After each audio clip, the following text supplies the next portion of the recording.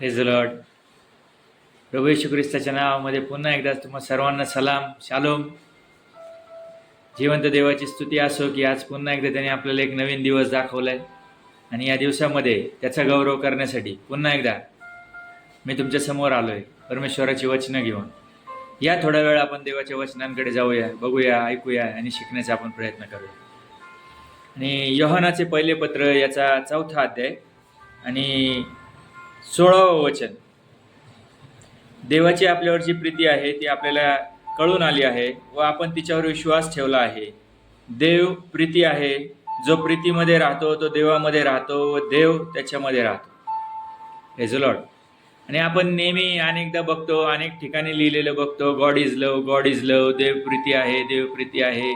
अनेक ठिकाणी आपण हे वचन पाहिलंय, ऐकलंय, घरात दरवाजांवर लावतो, कपाटावर लावतो, अनेक ठिकाणी आपण देवाचं वचन लावलेलं, गाड्यांवरती देखील लिहिलेलं असतं, God is love, God loves you, देव प्रीती करतो, देव प्रीती आहे, देव प्रीती आहे, देव प्रीती आहे. कसं काय हा देव प्रीती आहे थोडंसं समजून घेऊया आज. देव प्रीती आहे म्हणजे नेमकं काय आहे, देव कसा आहे आज आम्हाला थोडंसं समजलं पाहिजे. आणि सगळ्यात पहिले तर जर देव प्रीती नसता तर नोहाच्या काळात त्याने जलप्रलयाच्या द्वारे संपूर्ण पृथ्वीचा नाश केला होता. त्याच्यानंतर त्याने सदोम आणि गमोरा शहराचा नाश केलेला तुम्हाला आणि मला माहिती आहे. जर तो देव प्रीती नसता तर आज कदाचित ही मनुष्य जात अस्तित्वात नसती. परंतु देव प्रीती आहे, तो प्रेमळ आहे, तो कनवाळू आहे, तो दयाळू आहे, तो ममतामय असा आहे. आणि म्हणून बायबल असं सांगतं की देव प्रीती आहे आणि म्हणूनच तुम्ही आणि मी आज आपण जिवंत आहोत या जिवंताच्या भूमीवर. आणि सुरुवातीलाच आदम आणि हवा ज्यावेळेला परमेश्वराने निर्माण केली आणि पहिला मनुष्य, पहिली स्त्री या पृथ्वीवरती आदम आणि हवा, ज्याला संपूर्ण जग ॲग्री करतं, कोण काय म्हणतं मला माहीत नाही, परंतु अनेक शास्त्रज्ञ देखील आज त्या गोष्टी ॲक्सेप्ट करतात की सृष्टीची निर्मिती झाल्यानंतर पहिला मनुष्य आदम होता आणि त्याच्या संगतीची जी स्त्री होती ती हवा होती. आणि परमेश्वराने त्यांनी जे सुरुवातीलाच पाप केलं त्या पापामधून बाहेर काढण्यासाठी उत्पत्तीच्या पुस्तकात 3रा अध्याय आणि 15व्या वचनामध्ये परमेश्वराने तेव्हाच एक प्लॅन करून ठेवला. तेव्हाच तो म्हटला की या पृथ्वीवरती मी प्रभू येशू ख्रिस्ताला पाठवणार आणि त्याच्याद्वारे संपूर्ण मनुष्य जातीचं तारण होईल, असं उत्पत्तीच्या पुस्तकात 3रा अध्याय 15व्या वचनामध्ये. आणि तो विषय वेगळा आहे, त्या गुज आणि गहन गोष्टी आहेत, मी आज ते सांगत बसणार नाही. आज आम्ही बघणार आहोत फक्त की देव प्रीती कसा आहे. आणि तेव्हाच त्याने त्या सुरुवातीला केलेल्या त्या पापामधून, आदम आणि हवेने केलेले जे पाप आहे त्याच्यातून बाहेर निघण्यासाठी परमेश्वराने तेव्हाच प्लॅन केला. तेव्हाच परमेश्वराने ठरवलं होतं की मनुष्याला पापातून सोडवण्यासाठी प्रभू येशू ख्रिस्ताला या जगामध्ये पाठवावं लागेल. आणि आम्ही पाहतो की ज्यावेळेला प्रभू येशू ख्रिस्ताचा जन्म झाला त्यावेळेस आणि त्याच्यानंतर ख्रिस्ताच्या नंतर, ख्रिस्तापूर्वी आणि ख्रिस्ता अगोदर, ज्याला बिफोर ख्राइस्ट आणि ॲनो डोमिनो असं म्हटलं जातं, म्हणजे ख्रिस्तापासून सुरू प्रभू येशू ख्रिस्तापासून कॅलेंडर बदललेलं आम्हाला पाहायला मिळतं. संपूर्ण जगाचं कॅलेंडर बदललं गेलं. प्रभू येशू ख्रिस्त अस्तित्वात होता की नव्हता हे विचारणाऱ्या लोकांसाठी ही गोष्ट पुरेशी आहे. त्याचे पुरावे देण्याची गरज नाही, कारण जगामध्ये खूप त्याच्यासाठी जे पुरावे आहेत. आणि परमेश्वराने प्रभू येशू ख्रिस्ताला या जगामध्ये पाठवलं. योहान 3:16 आम्ही वाचतो नेहमी की देवाने जगावर एवढी प्रीती केली की त्याने आपला एकुलता एक पुत्र दिला. काय होती ही प्रीती? तुम्ही आणि मी एकमेकांवरती काय प्रीती करावी? आम्ही एकमेकांना काहीच देत नाही, काहीच देऊ शकत नाही. उलट ज्याच्याकडे जे आहे त्याचं ते हिसकावून कसं घेता येईल याच्याकडे आजकाल सगळ्यांचं लक्ष लागले. समोरच्याचा खिसा रिकामी करून स्वतःचा कसा भरता येईल याच्याकडे आजकाल सगळ्यांचं लक्ष लागले. फक्त माझं माझं माझं माझं करत जगणारे अनेक लोक आपण जगामध्ये पाहत आहोत. हे माझं, ते माझं, ते माझं, हे सगळं माझंच आहे, सगळं माझंच आहे. परंतु परमेश्वराने त्याचा एकुलता एक पुत्र देखील राखून ठेवलेला नाही. आणि ही तुमच्या माझ्यासाठी अद्भुत गोष्ट आहे. हालेलुया. एक सुंदर गोष्ट आहे की परमेश्वराने त्याच्या स्वतःसाठी असं काहीच राखून ठेवलं नाही. त्यांनी ह्या संपूर्ण मानव जातीचं तारण व्हावं म्हणून त्या प्रभू येशू ख्रिस्ताला देऊन टाकले. त्याने त्या प्रभू येशू ख्रिस्ताला या जगामध्ये पाठवलं. या जगावर त्यांनी इतकी प्रीती केली की त्या प्रभू येशू ख्रिस्ताला वधस्तंभावरती खिळायचंय हे माहीत होतं. त्या येशूचं रक्त सांडलं जाणं गरजेचं आहे हे परमेश्वराला माहीत होतं. आणि म्हणून त्या परमेश्वराने जी प्रीती केली ती प्रीती कोणीच या जगामध्ये करू शकत नाही. आणि म्हणूनच म्हटलं जातं की गॉड इज लव्ह, देव प्रीती आहे. कशा प्रकारे तो प्रीती आहे तर त्याने तुमच्यावर आणि माझ्यावरती प्रीती केली. बघा त्या 4थ्या अध्यायामध्ये जर तुम्ही 10व्या वचनामध्ये गेलात, योहानाचं पहिलं पत्र 4था अध्याय 10वं वचन, प्रीती म्हणावी तर हीच, आपण देवावर प्रीती केली असे नाही तर त्याने तुम्हा आम्हावर प्रीती केली आणि तुमच्या आमच्या पापाचे प्रायश्चित्त व्हावे म्हणून स्वपुत्राला पाठवले. काय प्रीती आहे? तुमच्या आणि माझ्या पापाचं प्रायश्चित्त व्हावं म्हणून, तुमच्या आणि माझ्या पापांची शिक्षा द्यावी म्हणून येशू या जगामध्ये आला नाही. लोक शिक्षा देतात, लोक जज करतात. एखाद्याला जज करत असताना स्वतःच्या चुका कधीच कोणालाच दिसत नाहीत, परंतु दुसऱ्याच्या चुका दाखवताना आम्ही एकदम एक्सपर्ट आहोत, तरबेज आहोत. स्वतःकडे आम्ही कधीच पाहत नाही आणि आम्ही दुसऱ्यांना बोट दाखवण्यासाठी आम्ही तत्पर असतो. परंतु प्रियांनो, परमेश्वराने जी प्रीती केली ती आमच्या पापाचं प्रायश्चित्त व्हावं म्हणून त्यांनी प्रीती केली. हालेलुया. आम्ही पापामधून बाहेर निघावं, आम्ही पापामधून तारले जावे म्हणून परमेश्वराने प्रीती केलेली आम्हाला पाहायला मिळते. आणि म्हणून त्याने त्याच्या एकुलत्या एका पुत्राला देऊन टाकले. आम्ही आमचा एकुलता एक पुत्र द्यायचा विचार करू शकतो का? आम्ही आमच्या जीवनातलं काय देवासाठी देऊ शकतो? विचार करा थोडासा. प्रीतीची व्याख्या खूप मोठी आहे. जर बायबलमध्ये पाहायला गेलात तर आपल्याला खूप वेळ कमी पडेल. 5-10 एपिसोड म्हटलात तरी चालेल, इतकं काही मोठं प्रीती हा विषय आहे. परंतु परमेश्वराने प्रीती केली थोडक्यात आपण पाहूया. जिवंत देवाने तुमच्यावर आणि माझ्यावर प्रीती केली की त्याने त्याचा एकुलता एक पुत्र प्रभू येशू ख्रिस्त या जगामध्ये पाठवला. आमच्या पापाचं प्रायश्चित्त व्हावं, आम्ही पापातून मागं फिरावं, आम्ही प्रायश्चित्त करावं आणि आम्ही त्या देवाला हाक मारावी, त्या देवावर आम्ही विश्वास ठेवावा, आम्हाला सार्वकालिक जीवन मिळावं म्हणून परमेश्वराने त्याच्या एकुलत्या एका पुत्राला पाठवलं. पापामुळे जे परमेश्वराचे आणि मानवाचे संबंध बिघडले होते ते संबंध पुन्हा येशूच्या द्वारे प्रस्थापित व्हावेत म्हणून प्रभू येशू ख्रिस्ताला या जगामध्ये पाठवलं. देव कशी प्रीती करतो पहा. त्याला मनुष्याला जवळ करायचंय, त्याला मनुष्यावरती प्रीती करायची, त्याला मनुष्याच्या संगतीचे संबंध पुन्हा प्रस्थापित करायचे म्हणून सुमारे 2024 वर्षापूर्वी प्रभू येशू ख्रिस्त या जगामध्ये आला. बायबल सांगते काळाची पूर्णता झाली त्यावेळेला प्रभू येशू ख्रिस्त या जगामध्ये आला. आणि त्या देवाने त्या येशूला वधस्तंभावरती बलिदान केलं. त्या येशूला या जगामध्ये असताना त्याची प्रीती पाहिली तर त्याने कधी कोणाला नावं ठेवली, कधी कोणाला शिव्या शाप दिल्यात, कधी कोणाचं काही हिसकावून घेतलंय, कधी कोणाला वाईट बोललाय, कधी कोणाशी उद्धट बोललाय असं आम्हाला कुठेच पाहायला मिळत नाही.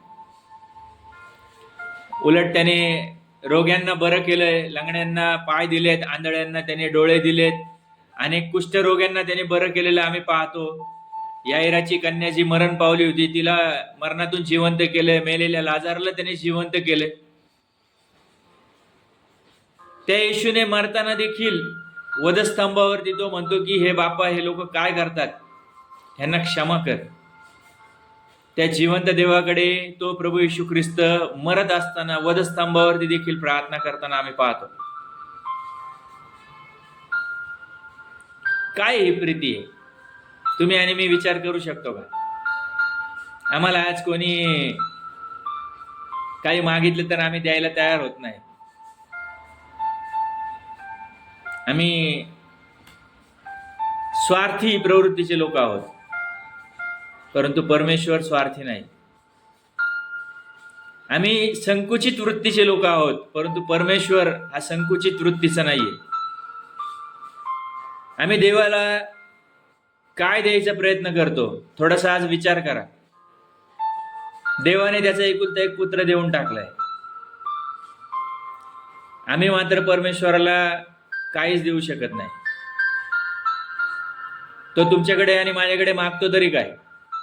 मिखाच्या पुस्तकामध्ये तो म्हणतो की नीतीने वागणे, आवडीने दया करणे आणि परमेश्वराच्या समागमे राहणे याच्यापेक्षा वेगळं परमेश्वर तुझ्याकडे मागतो तरी काय? काय मागतो तो परमेश्वर तुमच्याकडे आणि माझ्याकडे? फक्त प्रीती. खऱ्या मनाने, खऱ्या अंतःकरणाने जगा, खोटं वागू नका. खोट्या पद्धतीने वागणाऱ्या लोकांचा त्याच पद्धतीने न्याय होईल. प्रत्येकाला ज्याच्या त्याच्या कर्माप्रमाणे प्रतिफळ देण्यासाठी परमेश्वर समर्थ आहे. आम्ही पाहत आहोत परमेश्वर प्रीती आहे आणि त्या प्रीतीस्तव त्याने त्याचा एकुलता एक पुत्र दिला. त्याच वेळेला योहानाच्या पहिल्या पत्रात 3ऱ्या अध्यायामध्ये पहिलं वचन जर पाहिलं तर आपल्याला देवाची मुले हे नाव मिळाले, यात पित्याने आपल्याला केवढे प्रीतिदान दिले आहे पहा. काय सांगतं पहिलं वचन? आपल्याला देवाची मुले हे नाव मिळाले आहे. कोण आहोत आम्ही? परमेश्वराची मुलं. जे कोणी आम्ही त्याच्यावर विश्वास ठेवू, आम्ही पश्चाताप करू, देवाच्या जवळ येण्याचा प्रयत्न करू, त्या प्रत्येकाला परमेश्वर त्याचं नाव देतो. देवाची लेकरं म्हणून तो संबोधतो. तुम्ही आणि मी देवाची लेकरे. ज्यावेळेस आम्ही विश्वास ठेवतो त्यावेळेला आम्ही देवाची लेकरे म्हणवलं जातो. आणि ही अद्भुत अशी प्रीती त्या परमेश्वराने तुमच्यावर आणि माझ्यावर केली.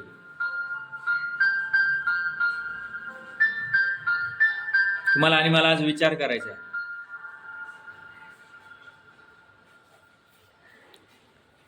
पहिले योहानाचं पत्रच्या 4था अध्याय आणि 8वं वचन सांगतं की जो प्रीती करत नाही तो देवाला ओळखीत नाही, कारण देव प्रीती आहे.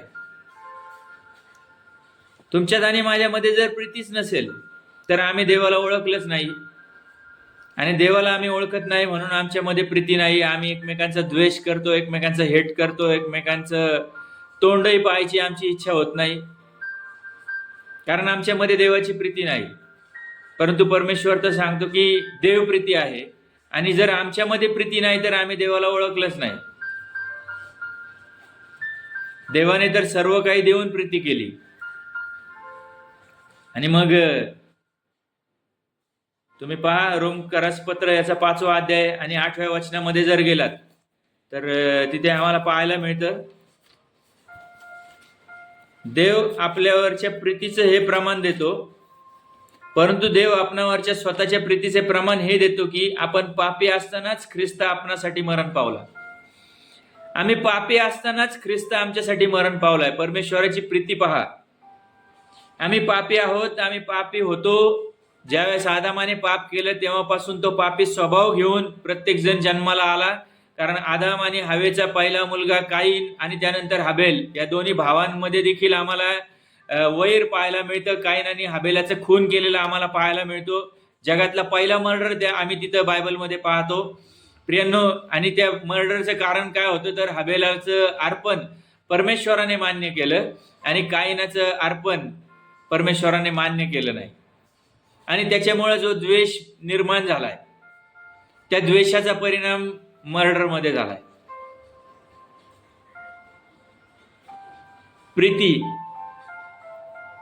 त्याच काळामध्ये परमेश्वराने प्लॅन केला होता की मनुष्य जो प्रीती सोडून द्वेष भावनेमध्ये जगायला शिकलाय, प्रीती सोडून ज्या प्रकारचा वैर, कलह, भांडण, तंटा आणि सगळ्या प्रकारचे वादविवाद आणि जर तुम्ही बायबलमध्ये पुढे पाहिलं तर या सगळ्या गोष्टी पाहायला मिळतात.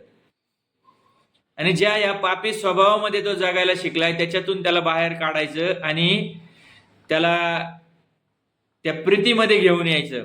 म्हणून परमेश्वराने स्वतः प्रीती करून स्वतःचा एकुलता एक पुत्र देऊन त्यांनी ती प्रीती केली आणि तीच प्रीती आज तो अपेक्षित करतो. त्याची आमच्याकडून हीच अपेक्षा आहे की आम्ही देखील प्रीतीमध्ये चालावं. आणि देव आपणावरच्या स्वतःच्या प्रीतीचे प्रमाण हे देतो की आपण पापी असतानाच ख्रिस्त आपणासाठी मरण पावलाय. आम्ही पापी असताना ख्रिस्त मरण पावलाय. आम्ही देवाच्या जवळ नसताना, आम्ही जन्मलेले नव्हतो तेव्हाच ख्रिस्त मरण पावलाय. परंतु एपिस्कारस पत्रामध्ये सांगितले की या जगाच्या स्थापनेपूर्वी तुमची आणि माझी निवड त्या परमेश्वराने केली. त्याची प्रीती बघा. 2000 वर्षापूर्वीच या सगळ्या गोष्टी लिहून ठेवल्यात.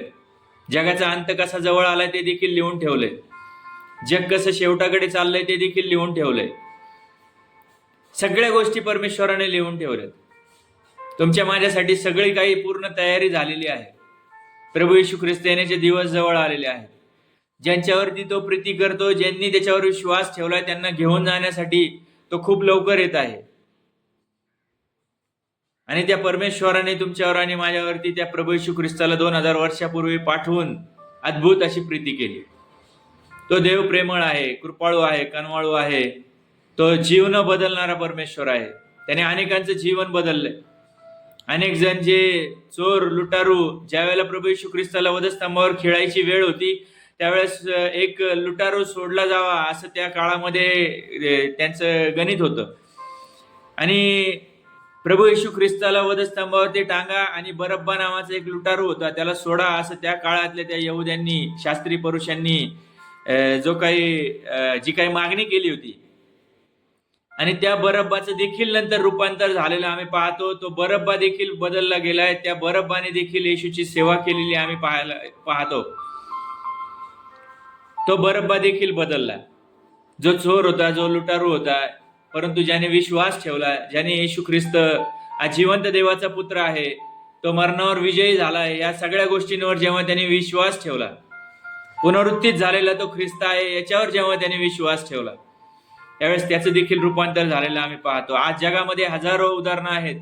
अनेक कैदी जे जेलमध्ये आहेत अशांपर्यंत जेव्हा सुवार्ता पोहोचली त्यावेळेस त्यांचं देखील रूपांतर झालेलं आम्ही पाहतो. अनेक लोक परमेश्वराच्या मार्गामध्ये येऊन बदललेत. त्यांनी त्यांचं पापी जीवन सोडून दिलं आणि ते प्रभू येशूच्या कृपेमध्ये राहत आहेत. ते येशूवर विश्वास ठेवून चालत आहेत. आज अनेक लोक आहेत. किती उदाहरणं सांगते. प्रियांनो, त्या परमेश्वराने तुमच्यावर आणि माझ्यावर प्रीती केली. अनकंडिशनल लव्ह ज्याला म्हटलं जातं, कुठल्याही प्रकारची मागणी न करता केलं गेलेलं प्रेम, त्याला म्हणतात अनकंडिशनल लव्ह. कुठलीच मागणी नाही, कुठलीच अट नाही. अट एकच, फक्त विश्वास ठेवायचा. अहो, तुम्हाला सांगतो, पती पत्नी ज्या वेळेला लग्न करत असतात त्यावेळेला अशी वचनं घेतली जातात ख्रिस्ती धर्मामध्ये, विशेषतः की सुखात दुःखात, रोगात आरोग्यात, सगळ्या प्रकारच्या चढ उतारांमध्ये मरेपर्यंत, शेवटपर्यंत साथ देणार. सगळ्यांना माहिती आहे, सोकॉल्ड ख्रिस्ती म्हटलेल्या सगळ्याच लोकांना माहिती आहे बाळक साहेब काय वचनं घ्यायला शिकवतात किंवा काय वचनं घेतात ज्यावेळेस लग्न लावत असतात त्यावेळेला. आणि ज्या वेळेला आम्ही पाहतो की घरामध्ये पैशांचा तुटवडा निर्माण होतो त्यावेळेला काय परिस्थिती उद्भवती, किंवा घरामध्ये थोडीशी वादविवाद झाले, भांडण तंटा झालं की लगेच एकमेकांना सोडून देणे इतके, डिवोर्स पर्यंत जाणे इतके जे प्रश्न आज उभे आहेत. कोणत्या प्रीतीमध्ये हे नवरा बायको जगत असतात मला समजत नाही. आज डिवोर्सचं प्रमाण भयानक प्रमाणात वाढलंय. प्रेम नाही, प्रीती नाही, फक्त स्वार्थासाठी केली गेलेली लग्न, तात्पुरत्या वेळेसाठी, जोपर्यंत जेवढं काय मिळतंय तेवढं काढून घ्या आणि एकदा का त्या व्यक्तीकडचं सगळं संपलं की त्याला जीवनातून बाजूला काढून टाका. तात्पुरत्या स्वरूपात वापर करून घ्यायची प्रवृत्ती. प्रियांनो, परमेश्वराने अशी प्रीती केली नाही. आम्ही कशा प्रकारची प्रीती एकमेकांवर करत आहोत. आणि जर आम्ही प्रीती करत नाही तर बायबल आम्हाला स्पष्ट सांगतं, 4था अध्याय आणि 8वं वचन, योहानाचं पहिलं पत्र, जो प्रीती करत नाही तो देवाला ओळखत नाही, कारण देव प्रीती आहे. आणि आम्ही प्रीती न करणारे जर लोक आहोत तर मला माहित नाही परमेश्वर कसा न्याय करेल कोणाचा. ते मी जज नाही किंवा मी कोणाचा न्यायही करणार नाही आणि मला कोणाला जज पण करायचं नाही. पण आजची जी परिस्थिती आहे, भयानक परिस्थिती आम्ही पाहत आहोत. आणि बायबलमध्ये स्पष्ट सांगितलं शेवटच्या काळामध्ये कठीण दिवस येणार आहेत म्हणून.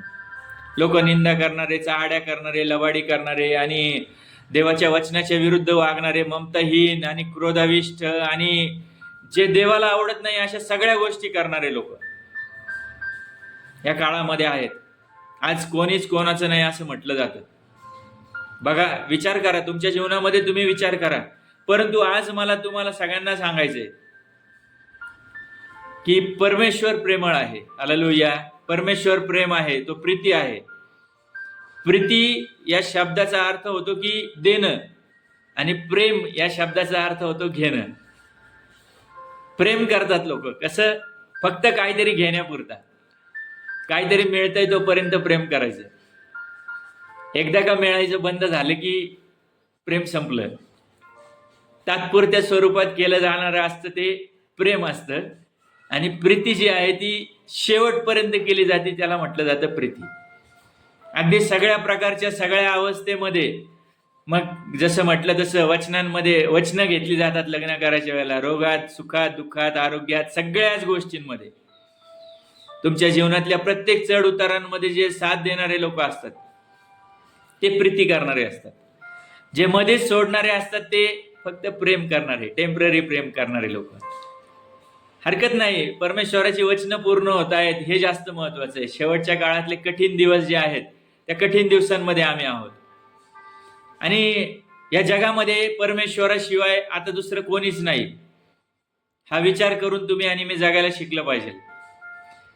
अनकंडिशनल लव्ह फक्त परमेश्वरच करू शकतो. जगिक लोक स्वार्थापुरता प्रेम करतील, स्वार्थापुरता थोडंसं जवळ येतील, स्वार्थापुरता तुम्हाला दया भावना दाखवतील, स्वार्थापुरता तुमची कदाचित तुमच्या पाठीवरून हात फिरवतील.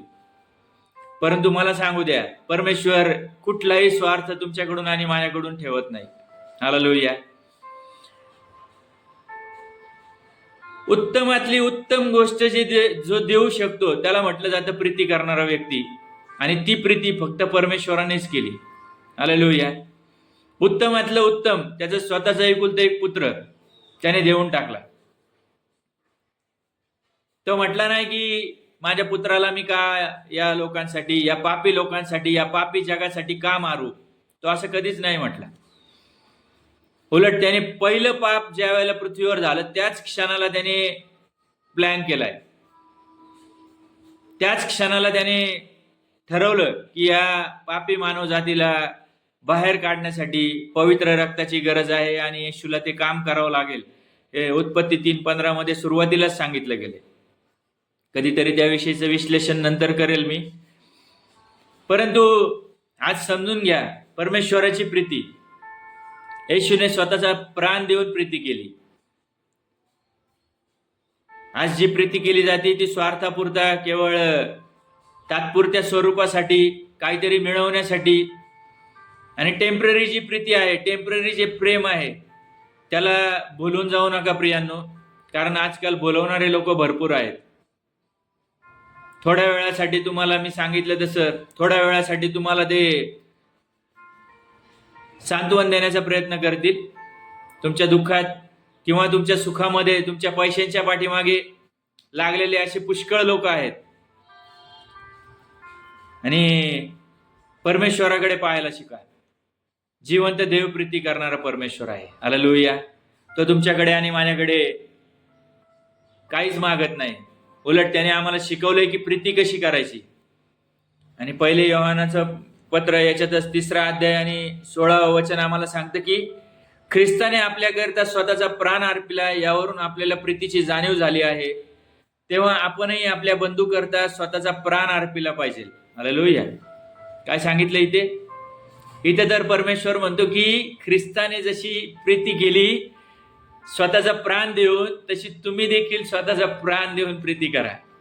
बापरे, आता अवघडच आहे ना ही प्रीती कधी जमायची करायला. आणि ह्या शेवटच्या काळात तर फार अवघड आहे, भयानक परिस्थिती आहे. परंतु बायबल आम्हाला जे सांगतं त्याच पद्धतीने तुम्हाला आणि मला जगावं लागेल. तो म्हटलं की ख्रिस्ताने आपल्याकरता स्वतःचा प्राण अर्पिला, यावरून आपल्याला प्रीतीची जाणीव झाली आहे. तुम्हाला प्रीतीची जाणीव झाली का? पहिले इथूनच सुरुवात करा. आणि जर त्या प्रीतीची जाणीव झाली असेल तर आपणही आपल्या बंधू करता स्वतःचा प्राण अर्पिला पाहिजे. एखाद्याकडे 5-10 हजार रुपये मागा, तो पळून जाईल तुमच्यापासून.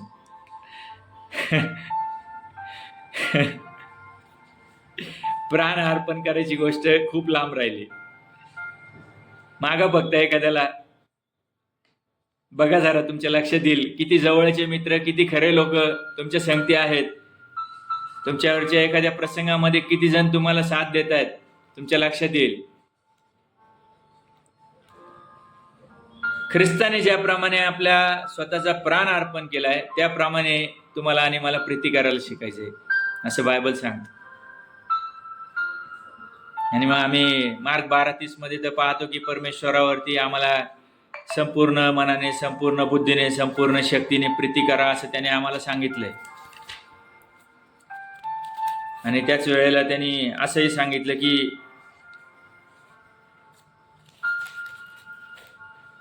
तू आपला देव परमेश्वर याच्यावर संपूर्ण मनाने, संपूर्ण जीवाने, संपूर्ण बुद्धीने व संपूर्ण शक्तीने प्रीती कर. आणि दुसरी ही की जशी स्वतःवर तशी आपल्या शेजाऱ्यावर प्रीती कर, यापेक्षा मोठी अशी दुसरी कोणतीही आज्ञा नाही. पहिली प्रीती परमेश्वरावरती करा 100%. पण दुसरी प्रीती अशी सांगितली की जशी आपल्यावर तशी आपल्या शेजाऱ्यावर प्रीती कर. शेजारच्यांच्या घरात जाऊ नका, स्वतःच्या घरातल्यांवरती प्रीती करायला शिका. Praise the Lord. दिवसभर अन्य भाषेत बोलणारे लोक स्वर्गात जातील असं कुठंच लिहिलेलं नाही.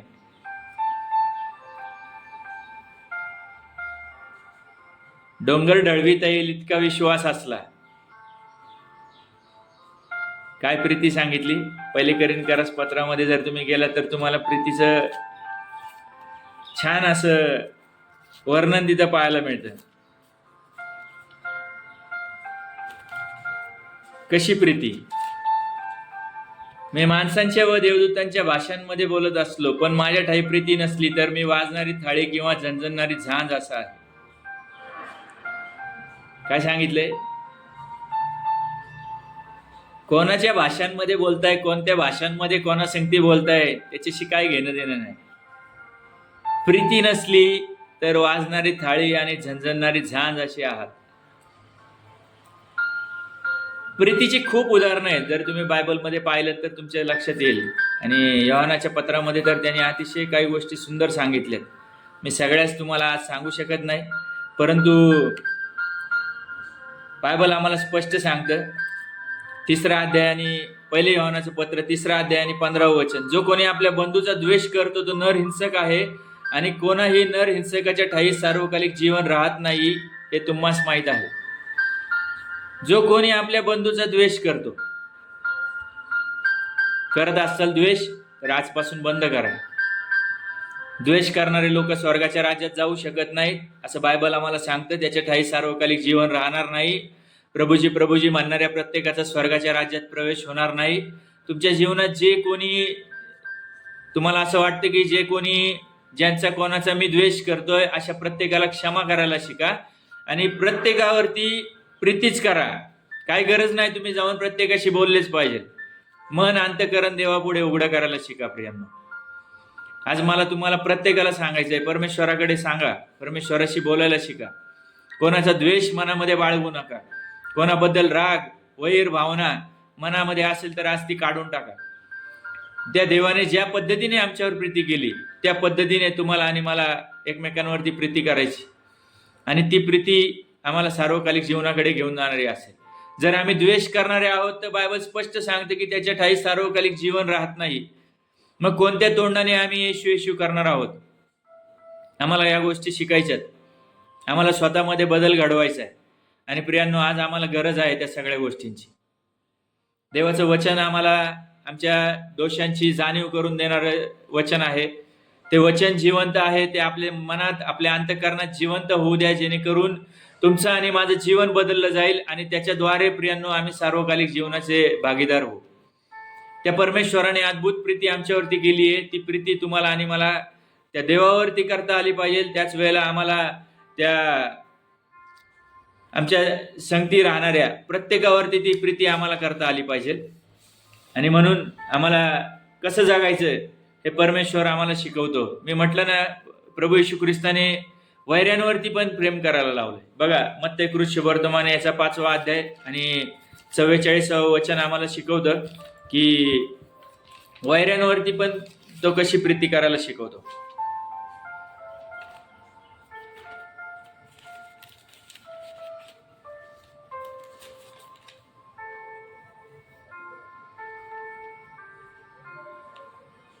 मी तर तुम्हाला सांगतो, तुम्ही आपल्या वैऱ्यांवर प्रीती करा आणि जे तुमचा छळ करतात त्यांच्यासाठी प्रार्थना करा. काय म्हटला तो? वैऱ्यांवरती पण प्रीतीच करा. जे तुमचे शत्रू आहेत त्यांच्यावरती पण प्रीतीच करा. शाप देऊ नका तर आशीर्वादच द्या. बायबल आम्हाला सगळ्या गोष्टी स्पष्ट सांगतं. आम्ही काय करत आहोत आज आम्हाला विचार करायचा. लूककृत शुभवर्तमान 6वा अध्याय 27व वचन नंतर वाचा तुम्ही. तो म्हटला की शाप देणाऱ्यांना पण आशीर्वादच द्या. जे कोणी शाप देत असतील, जे कोणी वाईट बोलत असतील, अशा प्रत्येकासाठी प्रार्थनाच करा. जे कोणी ज्या कुठल्या अवस्थेमध्ये असतील, प्रियांनो, आज मला तुम्हाला सांगायचंय, प्रत्येकाने देवाच्या जवळ जा, पश्चाताप करा, प्रार्थना करा आणि देवाकडे मागा की तो प्रीतीचा आत्मा दे. तो प्रेम करणारा स्वभाव माझ्यामध्ये निर्माण कर. ज्या प्रकारे त्या प्रभू येशू ख्रिस्ताने स्वतःचा प्राण देऊन प्रीती केली, प्रियांनो, आम्ही एकमेकांसाठी काहीच करत नाही. प्राण देणं खूप लांब राहिलं. आम्ही कशा प्रकारची प्रीती केली पाहिजे आज आम्हाला विचार करायला शिकायचे. ते गीत आहे, अपनों को तो सभी प्यार करते हैं, दुश्मन से भी तुम प्यार करना, मसीहा सिखाता है. Praise the Lord. दुश्मनांवरती पण प्रेम करा, प्रीतीच करा, आशीर्वादच द्या, शाप देऊ नका, कोणाबद्दल वाईट बोलू नका, वाईट चिंतू नका. लोक काय करतात याच्याकडे पाहण्यापेक्षा तुम्ही काय करता याच्याकडे पाहायला शिका. कोण काय म्हणतंय, लोकांना जज करत बसू नका प्रियांनो. जज करणारा परमेश्वर स्वर्गामध्ये बसलाय आणि तो प्रत्येकाची प्रत्येक गोष्ट पाहत आहे आणि प्रत्येकाच्या वर्तनाप्रमाणे प्रत्येकाला प्रतिफळ देण्यासाठी तो समर्थ आहे. आम्ही न्यायाधीश नाही, आम्ही जज नाही, आम्ही कोणाला जज करायचं नाही, आम्हाला ते काम दिलेलं नाही. त्यामुळं लोकांकडे पाहून लोकांना दोष देत बसणं, बोटं दाखवत बसणं हे बंद करायला शिकूया. देवाच्या अधिक जवळ जाण्याचा प्रयत्न करू आणि जी प्रीती परमेश्वराने आमच्यावरती केली ती प्रीती आपण एकमेकांवरती करायचा प्रयत्न करू. विशेष प्रकारे त्या देवावरती प्रीती करायचा प्रयत्न करू आणि त्याच्याद्वारे तो परमेश्वर अद्भुतरित्या तुम्हाला आणि मला त्याच्या जवळ घेईल, आशीर्वादित करल, हा विश्वास ठेवायला शिकूया.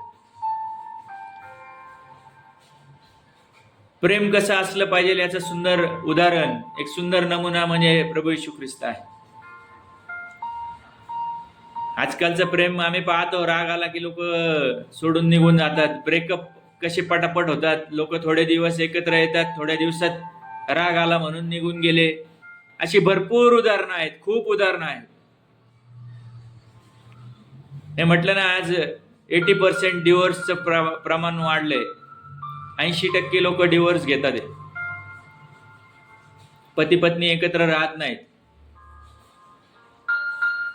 खूप खूप काही उदाहरणं आहेत, मी सांगत नाही बसणार, वेळ होतो खूप. परंतु बायबल आम्हाला सांगतं की पुन्हा एकदा पश्चाताप करा आणि जी प्रीती त्या परमेश्वराने तुमच्यावर केली, सगळ्यात पहिले तर ती प्रीती समजून घ्या. आणि ती प्रीती ज्या वेळेला समजेल त्यावेळेला निश्चित प्रकारे तुमच्या जीवनामध्ये परमेश्वर काम करायला सुरुवात करेल.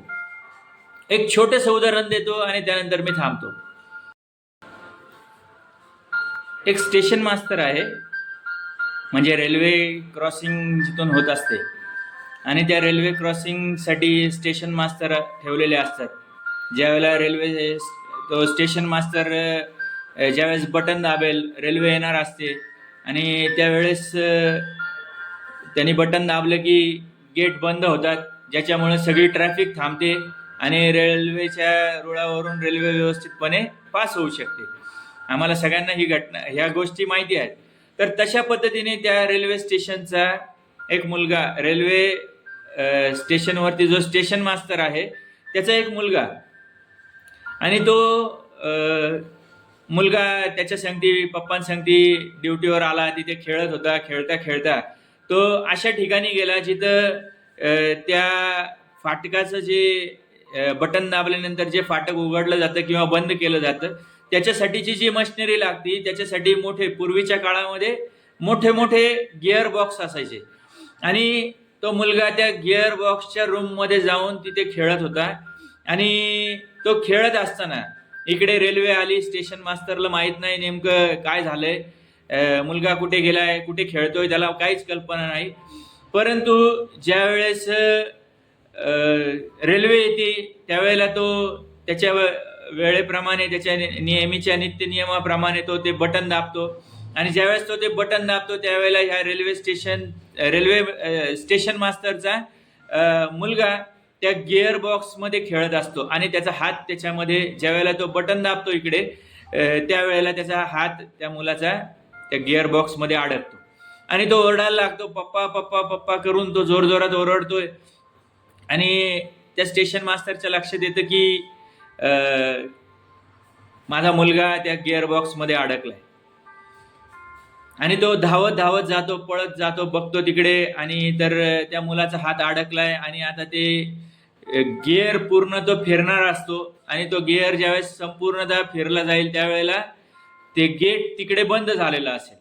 आणि जर गेट बंद केलं नाही तर ट्रॅफिक चालू राहील, आणि ट्रॅफिक जर चालू राहिली तर रेल्वेचा मोठा ऍक्सिडेंट होऊ शकतो, अनेक लोक मरू शकतात. त्याच वेळेला रेल्वे जर रुळावरून कदाचित खाली उतरली तर हजारो पॅसेंजर्स काय होईल माहित नाही. आणि ही सगळी कल्पना करून त्या स्टेशन मास्टरच्या हृदयाचं, काळजाचं पाणी पाणी होतं. आणि काय करावं नेमकं त्याला समजत नाही. आणि त्याचा मुलाचा हात अडकलाय, त्याचा मुलगा त्या गिअर संगती फिरायला सुरुवात झाली, आणि त्याच्या लक्षात येतं की जर आपण हे थांबवलं नाही तर आपला मुलगा मरून जाईल. पण तो त्यावेळेला हा विचार करतो की जर मी हे बटन परत दाबलं आणि मुलाला वाचवायचा प्रयत्न केला तर इकडे हजारो लोक मरू शकतात. आणि तो विचार करून तो त्याच्या मुलाला मरू देतो. त्याच्या डोळ्यासमोर त्याचा मुलगा मरतो. तो पूर्ण त्या गिअरमध्ये कम्प्लिटली फिरला जातो आणि त्याचा तिथं जागेवरच मृत्यू होतो. हजारो लोकांचा प्राण वाचवण्यासाठी या स्टेशन मास्टरने स्वतःचा मुलगा मरू दिलाय. तर प्रियांनो, विचार करा, तो जिवंत परमेश्वर ज्याने तुमच्या आणि माझ्या नाकामध्ये श्वास फुंकलाय, ज्याने ही सृष्टी निर्माण केली, तो तुमच्यावर आणि माझ्यावर किती प्रेम करतो. त्याची प्रीती आगाध आहे. त्याच्या प्रीतीचं मोल समजून घेण्याचा आपण प्रयत्न करूया. जगिक गोष्टींमध्ये अडकून पडण्यापेक्षा परमेश्वराच्या गोष्टींकडे लक्ष देण्याचा प्रयत्न करूया. जगिक गोष्टी थोड्या वेळेच्या आहेत, थोड्या काळाच्या आहेत, लोक थोड्या वेळापुरता आहेत. या जगामध्ये आम्ही प्रवासी आहोत. आमचं लक्ष स्वर्गीय गोष्टींकडे लागलेलं असावं, म्हणून आम्हाला जपायची गरज आहे. आम्हाला गरज आहे प्रियांनो. चुकीच्या गोष्टींमधून बाहेर पडा, पश्चाताप करा, देवाची प्रीती समजून घ्या आणि देवावरती प्रेम करायला शिका. जगावरती प्रेम करू नका, जगातल्या व्यक्तींवर प्रेम करू नका, जगिक गोष्टींकडे आकर्षित होऊ नका, तर जिवंत देवाकडे आकर्षित व्हा. देवाच्या जवळ या, म्हणजे तो तुमच्या जवळ येईल. या आपण थांबूया इथं. मी तुमच्यासाठी छोटीशी प्रार्थना करतो. धन्यवाद देतो जिवंत सेनाधीश परमेश्वरा, राजांच्या राजा, प्रभूंच्या प्रभू, सर्व गौरव तुला देत तुझ्या दयासना पुढे येतो. या सुंदर वेळेबद्दल, आजच्या दिवसाबद्दल आम्ही तुझे आभार आणि उपकार मानतो. जिवंताच्या भूमीवर तू आम्हाला जिवंत ठेवलंस म्हणून तुला धन्यवाद देतो. परमेश्वरा, आजच्या या सुंदर वचनांबद्दलही आम्ही तुला मनापासून धन्यवाद म्हणतो. परमेश्वरा, तू आमच्यावरती प्रीती केलीस. आम्ही तुझ्यावरती प्रीती करत नाही, तर तू आमच्यावर अगोदर प्रीती केलीस आणि त्या प्रीतीस्तव तू तुझा एकुलता एक पुत्र प्रभू येशू ख्रिस्त या जगामध्ये पाठवलास, आणि त्याबद्दल तुला कोटी कोटी धन्यवाद म्हणतो. तुला गौरव देतो. परमेश्वर, दया कर, कृपा कर. आमच्या प्रत्येकाचं मन, हृदय, अंतःकरण त्या प्रीतीने भरून काढ, जी प्रीती तू आमच्यावर केलीस माझ्या देवा. होय परमेश्वरा, आमच्या चुकांची, पापांची, अपराधांची तू आम्हा प्रत्येकाला क्षमा कर. आणि परमेश्वरा, हा व्हिडिओ पाहणाऱ्या प्रत्येकाच्या जीवनामध्ये तू कार्य कर. जे कोणी आज परमेश्वरा निराश असतील, जे कोणी आज दुःखात असतील, त्रासात असतील, संकटात असतील, रोग आजार विकारांनी ओझ्याने दबून गेलेले असतील, अशा प्रत्येकाला परमेश्वरा तुझी प्रीती समजू देत आणि त्या प्रीतीस्तव परमेश्वरा तू प्रत्येकाची सुटका कर, त्यांना प्रत्येकाला मोकळीकता दे, प्रत्येकाला अद्भुतरित्या तू आशीर्वादित कर. हीच आज तुला नम्रतेची विनंती आणि प्रार्थना करतो. येशू, तुझं प्रेम समजून घेणारं जीवन तू प्रत्येकाला दे आणि त्या प्रीतीसाठी त्यांनी परमेश्वरा तुझ्याकडे यावं, तुला हाक मारावी आणि परमेश्वरा तू त्यांना अद्भुतरित्या त्यांचा उद्धार करावास, त्यांना तू सिद्ध केलेल्या तारणाचा अनुभव घडवावा, अशी दयाकृपा तू प्रत्येकाच्या जीवनात कर, अशी नम्रतेची विनंती आणि प्रार्थना करतो. पुन्हा एकदा धन्यवाद म्हणतो, तुला गौरव देतो, तुझी स्तुती करतो. इथून पुढचा वेळ आणि आमचं जीवन तुझ्या हातात समर्पित करत ही विनंती आणि प्रार्थना आमचा तारणारा प्रभू येशू ख्रिस्त याच्या गोड आणि सामर्थ्यवान नावात केली म्हणून तू ऐकविते आहे. Amen, amen. Praise the Lord. पुन्हा एकदा धन्यवाद तुम्हा सगळ्यांचे. काळजी घ्या. पुन्हा एकदा नवीन व्हिडिओ येईपर्यंत परमेश्वराची वचनं तुमच्याकडे सातत्याने यावेत यासाठी प्रेयरमध्ये राहा, प्रार्थना करा, रोज देवाचं वचन वाचायचा प्रयत्न करा, तुम्ही स्वतः प्रार्थना करायचा प्रयत्न करा आणि परमेश्वर तुमच्या जीवनामध्ये अद्भुतरित्या तुम्हाला आशीर्वादित करो, हीच मी पण विनंती आणि प्रार्थना करत राहील. थँक्यू. Praise the Lord.